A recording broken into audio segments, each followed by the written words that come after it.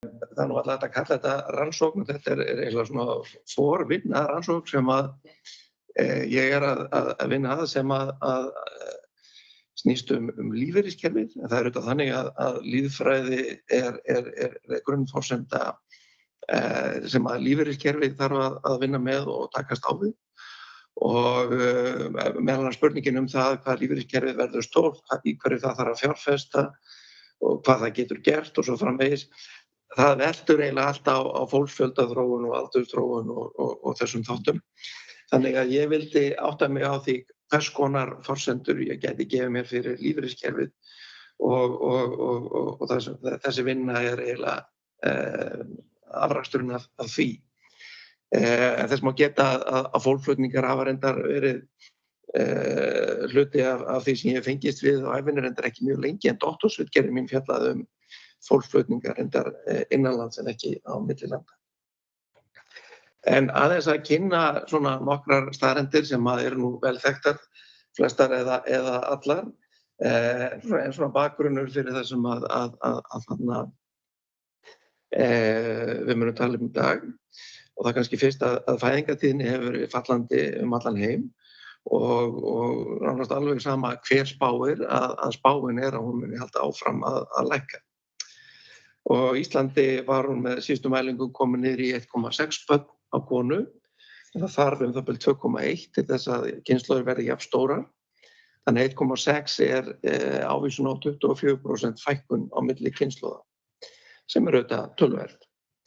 En þrátt fyrir að fæðingartíðnin sé undir 2 eða 2,1, þá enn náttúruleg fjölgun á Íslandi, þar sé fleiri fæðingar en dauðsföll, en það fyrst og fremst vegna þess að þjóðin ennþá ung og að við erum að lifa lengur. Og þessi náttúrulega fjölgun hefur undanfarin ár verið svona ríflega 2000 á ári. En þetta það sem við erum að gera hér innanlands og síðan það sem kemur utan. Og Ísland var ekki innflytjendaland lengi vel, það var mestur lokað fram að EES-samningnum þegar að fjórfrelsið og þar á meðal frelsið til fólksflutninga kom til Íslands. Og þá byrjaði streymi sem var að vísu frekar róleg á 10. áratugnum en síðan hefur það aukist til muna. Og þetta streymi breytir ekki bara fjöldanum sem býr á Íslandi, það breytir líka aldursdreifingunni því að þau sem að koma eru að uppistöðu til tiltölulega ung, það oft fólk sem að byrja starfsferilinn sem kannski á 30-aldri og reyndar eru kallar í nokkrum meirihluta. Sem þýðir að íbúar landsins þeim fækkar og reyndar verða að kalla líka hlutfallslega fleiri. Það er nú samt ekki mjög dramatísk áhrif á kynjaskiptinguna. Og hreinn innflutningur, sem sagt nettó inn mínus út, hefur verið 6.000 ári síðastliðin 5 ár, sem þá 3 sinnum meira heldur en náttúrulega fjölgun. Og þetta samanlagt gerir að verkum að það er bara ennþá veruleg og fólksfjölgun á Íslandi. Þið sjáum að fjölgunum 2000 pluss 6000 er 8000 og íbúafjöldin er tæp 400.000. Þannig að við erum að tala fjölgun upp á kannski 2% á ári, sem er mjög mikið miðað við okkar heimshluta. Og kannski vegna þess hvað fólksfjölgunin er mikil, að þá leiðum við ekki mikið hugann að afleiðingum þess hvað fæðingartíðnin hefur fallið mikið. Hérna hún og eins og sjá má þá hélst hún lengi svona frá 9. og 1. áratug þessar aldar svona rétt 2 sem maður kannski segja sé svona eðlilegt til þess að kynslóðir sé jafn stórar. En síðan eftir smá uppskot í hruninu sem er mjög skemmtileg staðreynd, að þá hefur hún farið lækkandi og er núna komin í 1,6. Og við erum í sjálfu sér ekki neitt mjög frábrugðin nágrannalöndunum hvað þetta var, nema kannski að við erum aðeins á eftir þeim. Fæðingartíðnin hefur fallið eða fyrr þar heldur en hér. Auðvitað mismunandi eftir löndum, mjög lág til dæmis á Ítalíu og reyndar utan Evrópu, Japan, Kóreu og víðar. Og þar í löndum þar sem hún hefur fallið þá hafa þetta margir áhyggjur af því og afleiðingum þess og sumar ríkisstjórnir hafa gripið til einhverra ráða til þess að örva barneignir eða hvetja til þeirra. Stutta sagan að það hefur ekki haft nein veruleg áhrif, allavega ekki breytt svona stóru myndinni þó að það hefur kannski í einhverjum tilfellum haft einhver áhrif á fæðingartíðni til hækkunar. Og ég svo sem ekkert að skoða ástæður þessa, það fólk í því, meðal annars Sunna sem hérna, sem í hópi með andvirðstyrk frá Rannís, en ég ætla að láta ástæðurnar liggja milli hluta. Ef við kíkjum svo aftur á nokkrar tölur, þá þetta fólksflutningurinn og þetta frá 2010 til 2023, sem nýjustu tölurnar sem til frá Hagstofunni. Og þarna sjáum við ríflega 50.000 útlendingar til Íslands og 5.600 Íslendingar nettó til útlanda. Það ekki skrítið, það eiginlega í öllum löndum, eiginlega sama hversu gott efnahagsástand að þeir sem eru fæddir í landinu nettó flytja frá því, en nettóinnflutningur til landsins getur engu að síður verið töluverður. Og þeir sjá líka hvað þetta hefur vaxið mikið. Grafið byrjar enda á 2010 en fyrir þann tíma voru tölurnar miklu lægri þó að sko ef þið skoðið fréttir frá kannski 2005, 6 og 7 að þá voru fréttir mikinn fólksflutning til Íslands og fólki fannst þetta mjög nýtt og skrítið en tölurnar hafa margfaldast síðan þá. Og svo einhverjar sveiflur þannig í hruninu og síðan í COVID en tölurnar undanfarna ársfjórðunga hafa verið þar hæstu í Íslandssögunni. Og ef við skoðum hverjir flytja til landsins eða á hvaða aldri þau eru, að þá þetta eins og ég sagði áðan mikið fólk á 30-aldri, kannski aðeins á 50-aldri, en mjög lítið af öldruðu fólki og eitthvað af börnum sem flytjum með foreldrum. En þegar þetta skoðað saman að þá yngir þetta töluvert íbúa landsins að meðaltali vegna þess að þeir sem fyrir eru töluvert eldri heldur en þessi dreifing sýnir. Og svo þetta þannig að erlendir ríkisborgarar sem eru hér eignast börn og það bætist á raun og veru við flutning erlendra ríkisborgara til landsins. Sumir verða svo íslenskir ríkisborgarar á endanum, reyndar mikill minnihluti en samt töluverður fjöldi. En þrátt fyrir þetta, þess gríðarlegt streymi af ungu fólki til landsins, þá hækkar meðaldur íbúa landsins og rúm 4 ár frá aldamótum, sem bara svona töluvert. Og allar spá, jafnvel þó við gerum ráð fyrir miklum innflutningi áfram, þær teikna upp áframhald á þessari þróun. Þannig að þjóðin verður eldri, það verður fleiri á eftirlaunaldri, það verður hlutfallslega færri börn og svona alls konar afleiðingar af þessu, þetta sumt áskorun fyrir lífeyriskerfið og áskorun fyrir þjónustu við aldraða, hjúkrunarheimili og allt mögulegt. Hérna erum við svo ég er búin að teikna upp fjöldatölunar frá það bil hruni til voradaga og það áfram bara veruleg aukning íbúa landsins í heild en þið sjáið að aukningin miklu örari hjá erlendur ríkisborgurum heldur en innlendum. Það ekkert sambærilegt, 9,5% annars vegar og 240% hins vegar. Sem þýðir auðvitað að hlutfall erlendra ríkisborgara hefur snarhækkað. Og þeir dreifast ekki jafnt landið. Það reyndar svona tiltölulega jöfn dreifing milli höfuðborgarsvæðisins í heild annars vegar og annar hluta landsins hins vegar. En svo hægt að finna á landsbyggðinni sveitarfélög þar sem eru mjög fáir innflytjendur og sveitarfélög þar sem þeir eru mjög margir, meira að segja eitt þar sem þeir eru í meirihluta, það með Mýrdalshreppi. Og ansi mörg þar sem þeir eru þriðjungur til kannski 40%. Og það auðvitað bara breyting á þessum samfélögum.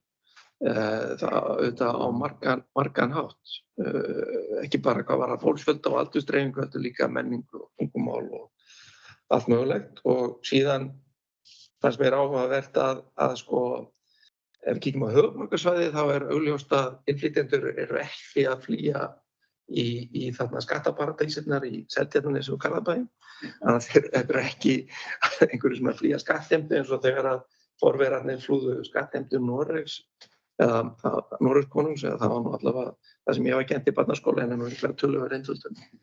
Ef þið sjáið að Reykjavíkurborg þarna aðeins yfir meðaltali á höfuðborgarsvæðinu, hin sveitarfélögin með minna hlutfall og minnst þarna í Garðabæ. Og svo þetta sko alls konar munur á innflytjendum og þeim sem fyrir eru. Og við hvað þeir starfa og hvers konar tekjur þeir hafa og þeir eru fáir í stjórnunarstöðum. Það eitthvað meira atvinnuleysi meðal innflytjenda en eins og mjög mikil atvinnuþátttaka og þannig mætti lengi tala mismunandi skipting á trúarhópa og allt mögulegt. Þannig að þessi innflutningur hefur auðvitað alls konar áhrif á það hvernig íbúar landsins líta út, hvað tungumálið tala, hvaða trúar þeir eru og venjur og hefðir og allt mögulegt. En aftur að fæðingartíðninni, og hún hefur sem sagt farið þýðfallandi annars alls staðar, þetta eru tölur fyrir heiminn í heild og þar hún ennþá yfir 3,1. En það aðalega vegna þess að það örfá lönd, flest þeirra í Afríku sunnan Sahara, sem eru með fæðingartíðni upp á kannski 5-6. Ríku löndin og OECD-löndin til dæmis eru komin undir 2 að meðaltali og sum lönd sem eru ekkert sérstaklega rík eins og Kína og Indland reyndar eru komin fæðingartíðni undir 2 líka. En í Indlandi þjóðin þá mjög ung, þannig að mjög mikið af fólksfjölgun næstu áratugi mun verða í Indlandi. Þeir eru komnir fram úr Kína í fólksfjölda, munar ekki miklu, en allar spár að Indland verði miklu fjölmennara heldur en Kína og þar með langfjölmennasta land í heimi, kannski svona miðja öldina. En hvað svo sem gerist í einstökum löndum, þá spáin fyrir heiminni heild, eiginlega áframhald af þessari leitni. Það eins og allar spár sem eru bara áframhald á leitni, þær eru kannski ekki betri en forsendurnar, en það engin sérstök teikn á lofti að þetta sé að snúast við. Þannig að fjöldi íbúa í heiminum ætti samkvæmt því að ná hámarki einhvern á 9. áratug þessarar aldar. Það sem sagt fjölgunum einhvern rúmlega milljarð fram að því. En hvað gera rík lönd eins og Ísland þegar að þarna fæðingartíðnin fellur? Já, þau leysa það, kannski ekkert meðvitað, en það bara leysist með innflytjendum. Og það bara sama saga á Íslandi eins og annars staðar í Austur-Evrópu og í Bandaríkjunum. Ekki reyndar í Japan, þeir hafa þrátt fyrir lækkandi fæðingartíðni ekki gert mikið af því að opna fyrir innflytjendur. Við erum bara aðeins á eftir, við erum bæði á eftir í þeim skilningi innflutningurinn hófst seint hér, það líka fyrir með EES-samningnum. Við fyrir til Bretland, þá byrjaði þetta miklu fyrir þar og þar á sem þetta sögulega skýringar. Og svo erum við kannski að skera okkur úr líka hvað það varðar, hvað innflutningurinn orðinn ofboðslega mikil núna í hlutfalli við fjölda íbúa sem fyrir En sko þetta sem lausn auðvitað ekki lausn almennt, þetta bara verið að færa vanda til og hann færist á meðal annars frá Íslandi til landa eins og Póllands og Eystrasaltslandana sem að þarna eru upprunni stór hluta þeirra sem koma til Íslands, það svona það helmingurinn Pólverjar og mjög margir til viðbótar frá Eystrasaltslöndunum sem eru lítil lönd, þannig að þau munar enn meira fólkflutningin héðan eða hingað heldur en Pólverjar. Og nú svo komið að til dæmis í Póllandi, og tökum það sérstaklega, að þar ekki bara fæðingartíðnin orðin töluvert lægri en á Íslandi. Þegar það bætist við fólksflutning frá landinu, að þá fækkar kannski 2% á ári. og það svipað í öðrum fyrrum austanlandslöndum að þau eru með bæði lága fæðingartíðni og brottflutning. Og það auðvitað veruleg áskorun samfélagsleg fyrir þessi lönd að bara blasir við, en að auki þýðir þetta að það eru svona öll teikn á lofti að þessi innan gæsalappa lausn fyrir Vestur-Evrópu verði ekki lausn til frambúðar vegna þess einfaldlega að ef að Pólverjar hætta að eignast mikið af börnum sem að flytja til Íslands, að þá munum við ekki leysa okkar lýðfræðilega vanda með þarna pólskum íbúum fyrir pólskum börnum sem ákveða að flytja hingað á 30-aldri. Þannig að ég myndi segja að sko, það er engin sérstök teikn á lofti að straumurinn sé að hætta bara 1, 2 og 3. Hann mun án ef að halda áfram. Það er eiginlega bara allt sem bendir til þess að það verði áfram töluverð innflæði af útlendingum til Íslands næstu árin. En það er miklu síður hægt að gera ráð fyrir því að það verði bara svona alla framtíð. Og í ljósi þessa ákvað ég að leika mér með 2 sviðsmyndir sem eru báðar frekar öfgakenndar, en það er svona eiginlega til þess að teikna upp öfgarnar og svo lendum við líklega einhvers staðar á milli þeirra. Og fyrri sviðsmyndin er að það bara einhverjum hluta vegna stöðvist innflutningur nettó, kannski fara einhver inn en komi jafnmargir út á móti. Og það er önnur sviðsmyndin sem er, eins og ég segi, mun alveg ekki rætast allavega til skamms-tíma, ég veit ekki með langstíma. Og hin sviðsmyndin er að hreinn innflutningur haldi áfram með sama takti og hann hefur gert undanfarin ár. Og síðan bara framreikna ég þetta með þarna svipaðar forsendur á Hagstofunni fæðingartíðni og þróun hennar og dánartíðni til þess að sjá hvernig Ísland myndi líta út aldamótin. Byrjum á sviðsmyndinni ef að það kemur enginn. Þá snarbreytist margt.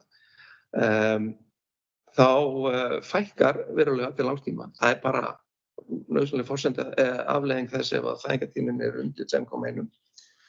Og fækkunin er bara allveruleg. Við erum auðvitað tæplega 400.000 núna, en það myndir fækka 113.000 útöldina. Og það sem er kannski enn verra eiga við er að þessi fækkun yrði nánast bara meðal fólks á aldrinum 20 til 65 ára sem er algengur vinnumarkaðsaldur. Þannig að fækkunin á vinnumarkaði yrði mjög dramatísk. Hlutfall þeirra sem eru á vinnumarkaði færi úr 61% í 50%. Þannig að þeir sem eru á vinnumarkaði þyrftu augljóslega hver og einn að jafna að sjá fyrir fleirum, auðvitað ekki mörgum börnum en mörgum öldruðum. Og aldursdreifing þjóðarinnar yrði nú sagt að segja ekkert mjög spennandi miðað við þetta. Meirihlutinn yrði 54 ára og eldri, en nú er meirihlutinn 36 ára og eldri. Og þetta er sem sagt eldri þjóð, eða yrði eldri þjóð, heldur en Japan núna sem á heimsmetið. Sleppum Mónakó, þar fólk flytur bara þegar það búið að safna saman miklum pening upp á miðjum aldri. Og þriðjungur yrði 67 ára eða eldri, sem er næstum því þreföldun frá því sem er núna.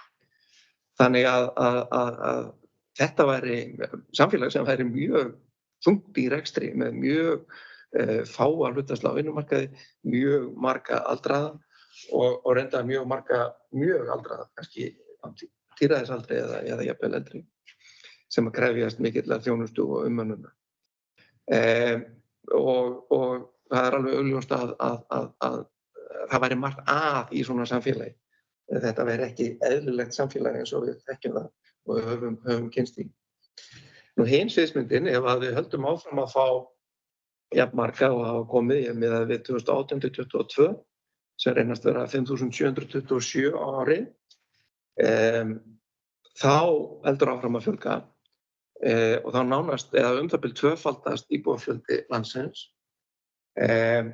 og mikil fjölgun á vinnumarkaði þar af. Hlutfall þeirra sem eru á vinnumarkaðsaldri myndir reyndar aðeins lækka en ekki nándannari jafn mikið og hinni sviðsmyndinni. En þetta væri miklu öflugri vinnumarkaðar og þar með miklu öflugra efnahagslíf fyrirsjáanlega. Þetta alls konar aðrar áskoranir við að tvöfalda íbúafjölda landsins en allavega vinnumarkaðurinn og fjöldi fólks á vinnumarkaðsaldri ekki hausverkur. Og hér aldursdreifingin árið 2100 miðað við þessar tvær sviðsmyndir. Þannig að bláa sem sagt ef að fólk hættir að koma og rauða að fólk heldur áfram að koma. Og svo þarna einhverja tölur. Sko. Þjóðin eða íbúar landsins myndu áfram verða eldri heldur en þeir eru núna. Og fjöldi þeirra sem eru á eftirlaunaaldri yrði töluvert meiri.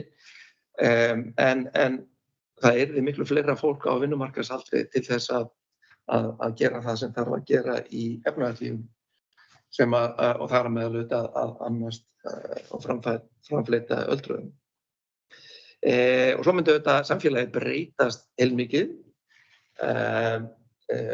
í staðinn fyrir þessi kannski 15 íbúar landsins, fólk sem að þarna á ekki afkomendur sem komu með Ingólfi og Hjörleif og félögum, að þá yrði það hlutfall 70%.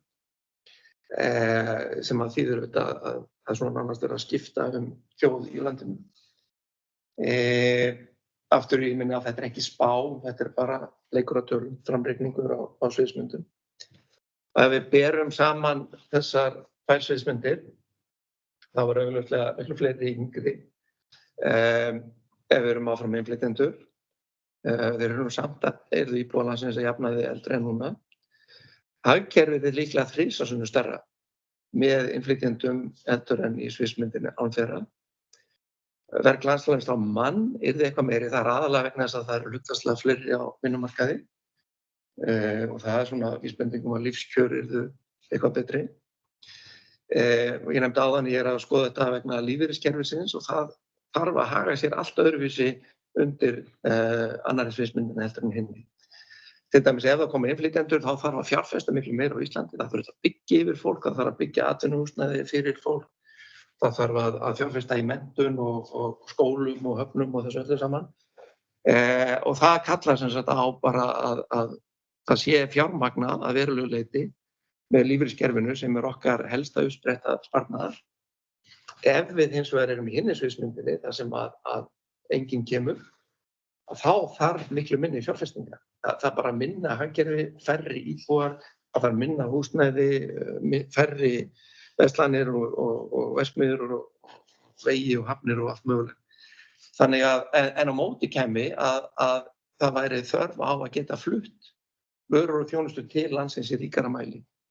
Þannig að ef að útlendingar kom ekki hingað, þá þurfum við eiginlega að fjárfesta og eiga meira í útlöndum til þess að geta keypt vörur og þjónustu frá útlöndum frekar heldur en að framleiða þær hérna innanlands. Nú svo yrðu byggðamynstrið vantarlega allt öðruvísi, nokkuð augljóslega ef það fækkar í landinu, talningum ef það fækkar í landinu og straumurinn á suðausturhornið heldur áfram, þá alveg augljóst að það verður búsetubrestur víða utan suðausturhornsins.